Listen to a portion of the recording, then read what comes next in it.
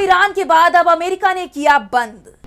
चीन और रूस के जहाजों को रोकने की तैयारी में अमेरिका। कभी भी शुरू हो जाएगी अमेरिका और ईरान की जंग। खाड़ी देशों को तेल बेचने से रोकेगा अमेरिका। अमेरिका और ईरान के बीच सीजफायर टूट चुका है। कहने को तो अभी ये जंग शुरू नहीं हुई है, लेकिन ये साफ हो गया है कि सीजफायर अब नहीं रहा है।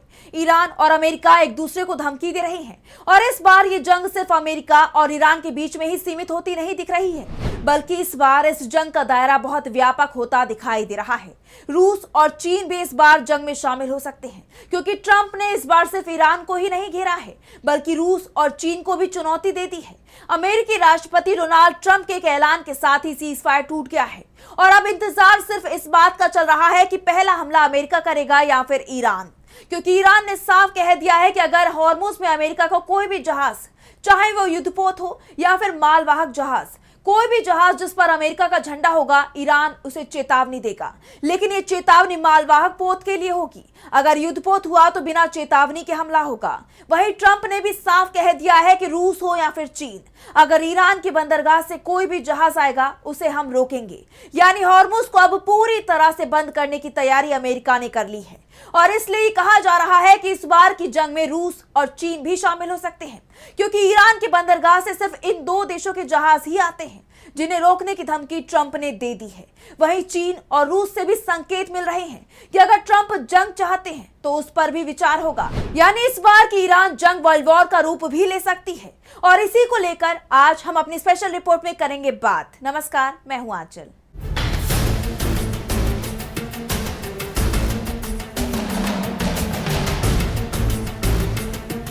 डोनाल्ड ट्रंप ने ऐलान कर दिया है कि चीन हो या रूस या फिर भारत, पाकिस्तान, किसी भी देश का जहाज ईरान के बंदरगाह से आएगा उसे ओमान सागर में अमेरिका रोक लेगा। यहां तक कि अगर कोई जहाज ईरान को टोल देकर भी आता है उसे भी अमेरिकी नेवी समुद्र में रोक लेगी। लेकिन यहाँ सबसे बड़ा सवाल ये खड़ा हो रहा है कि ईरान से तेल सिर्फ चीन ही खरीद रहा है। ईरान से तेल लेकर सिर्फ चीनी झंडे वाले जहाज ही हॉर्मुज होते हुए आ रहे हैं और चीन ने पहले ही साफ कर दिया है कि अगर उनके जहाज को रोका गया, अंतर्राष्ट्रीय कानून का उल्लंघन किया गया, तो वो भी जवाब देगा, क्योंकि किसी भी कानून ने ईरान से आने वाले जहाजों पर रोक नहीं लगाई है। सिर्फ ट्रंप का बयान कानून नहीं बन जाएगा। चीन की तरफ से इसे लेकर बेहद तीखी प्रतिक्रिया सामने आई है। चीन के रक्षा मंत्री डोंग जून ने कहा है कि हम विश्व में शांति और स्थिरता के लिए प्रतिबद्ध हैं। हम मध्य पूर्व की स्थिति पर नजर रख रहे हैं। हमारे जहाज हॉर्मुज स्ट्रेट में लगातार आ जा रही हैं। ईरान के साथ हमारे व्यापार और ऊर्जा समझौते हैं। हम उनका सम्मान करेंगे और अपेक्षा करते हैं कि अन्य लोग हमारे मामलों में दखल ना दें। ईरान हॉर्मुज स्ट्रेट को नियंत्रित करता है और यह हमारे लिए खुला है। चीन के रक्षा मंत्री ने यह बात खुलकर कही है कि ईरान के साथ उसके दोस्ताना रिश्ते हैं और हॉर्मुज पर ईरान का दावा है, अमेरिका का नहीं। हॉर्मुज को ईरान कंट्रोल करेगा, इसे अमेरिका कंट्रोल नहीं करेगा। ईरान और चीन के बीच में व्यापार समझौता है और अमेरिका इसमें कोई पक्ष नहीं है कि वो हमें ये आदेश दे कि हम ईरान से संबंध रखें या ना रखें। ये चीन तय करेगा। चीन ने भी साफ कह दिया है कि ट्रंप की धमकियों का उस पर कोई असर नहीं होगा और उसके जहाज ईरान के बंदरगाह होते हुए चीन आएंगे। अभी अमेरिकी नेवी के ऊपर है कि वो इन्हें रोकेगी या नहीं। अगर रोकेगी फिर चीन भी जवाबी कार्रवाई को स्वतंत्र होगा। वैसे डोंग जुन ने यह भी साफ कह दिया है कि हम सिर्फ व्यापार कर रहे हैं। चीन की तरफ से ईरान को कोई हथियार नहीं भेजा जा रहा है। अमेरिका अगर ये कह रहा है कि चीन ईरान को हथियार दे रहा है, फिर वो इसके सबूत दे। ये दावे झूठे हैं।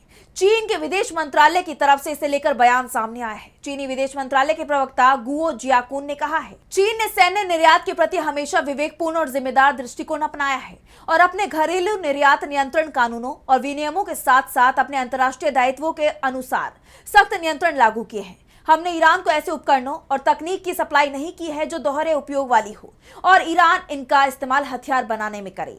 चीन की तरफ से साफ कह दिया गया है कि ना तो उसने ईरान को हथियार भेजे हैं और ना ही वो अमेरिका के दबाव में ईरान से अपने संबंध तोड़ने वाला है। दरअसल ये पूरा विवाद ट्रंप के आदेश के बाद से ही शुरू हुआ है। ट्रंप ने इस्लामाबाद टॉक्स बेनतीजा रहने के घंटों बाद अपनी बात हमेशा की तरह ट्रुथ सोशल पर रखी। उन्होंने कहा कि ईरान के साथ ज्यादातर मुद्दों पर सहमति बनी, लेकिन हॉर्मुज और न्यूक्लियर पर बात नहीं बन पाई। इस वजह से तत्काल प्रभाव से यूनाइटेड स्टेट्स ने भी हॉर्मुज स्ट्रेट में प्रवेश करने या उससे बाहर निकलने की कोशिश करने वाले किसी भी जहाज को ब्लॉक करने की प्रक्रिया शुरू कर देगी। उन्होंने पिछले कुछ पोस्ट में माइन बिछाने के दिखावे का जिक्र किया था। इस बार भी कुछ ऐसा ही कहा। वैसे ट्रंप दावा कर रहे हैं कि हॉर्मुज में जो भी जहाज ईरान को टोल देगा या फिर ईरान के बंदरगाह से आएगा उसे अमेरिका रोकेगा। दूसरी तरफ ईरान ने साफ कर दिया है कि कोई भी जहाज यहां से निकलेगा तो उसे पहले तेहरान से इसकी इजाजत लेनी होगी। सिर्फ ईरान ने कुछ मित्र देशों के जहाजों को ही यहां से निकलने की इजाजत दी है। इसके अलावा अमेरिका का सहयोग नहीं करने वाले देशों के जहाजों को भी ईरान की तरफ से परमिशन दी जा रही है। यहां तक कि नेटो में शामिल देशों के जहाज भी हॉर्मुज़ से निकले हैं, लेकिन ये जहाज तेहरान की इजाजत के बाद ही यहां से निकले हैं। वैसे ट्रंप ये दावा कर रहे हैं कि जो जहाज ईरान को टोल देगा उसे हम रोकेंगे, लेकिन ये कैसे पता चलेगा कि कौन सा जहाज ईरान को टोल देकर आया है और कौन सा बिना टोल दिए? वो बात अलग है कि हाँ, ये जरूर पता लगाया जा सकता है कि कौन सा जहाज ईरान के बंदरगाह से होता हुआ आ रहा है।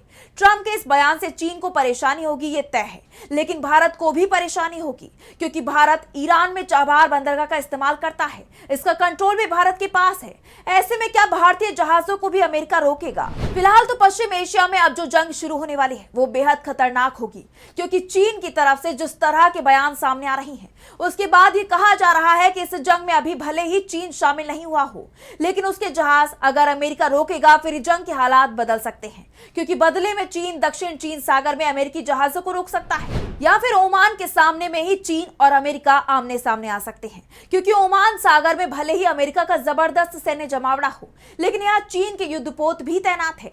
ऐसे में डर इस बात का भी है कि कहीं ओमान सागर में ही चीन और अमेरिका के बीच टकराव शुरू ना हो जाए। दूसरी तरफ रूस भी पहले से ही इस पर चिंता जता चुका है। कई देश कह चुके हैं कि हॉर्मुज़ में कोई बाधा आती है तो वैश्विक ऊर्जा बाजार पर इसका सीधा असर पड़ेगा।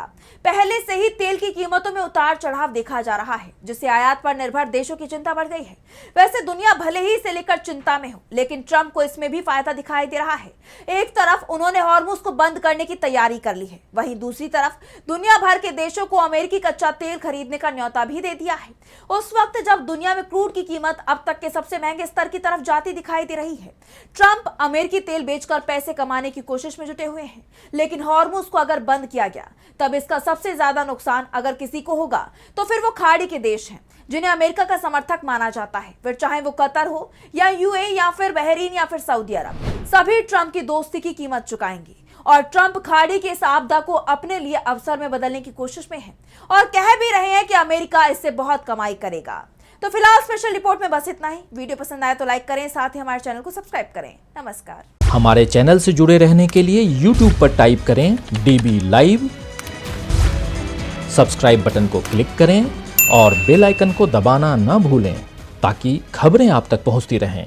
देखते रहिए DB लाइव, क्योंकि यहाँ हैं खबरें लगातार।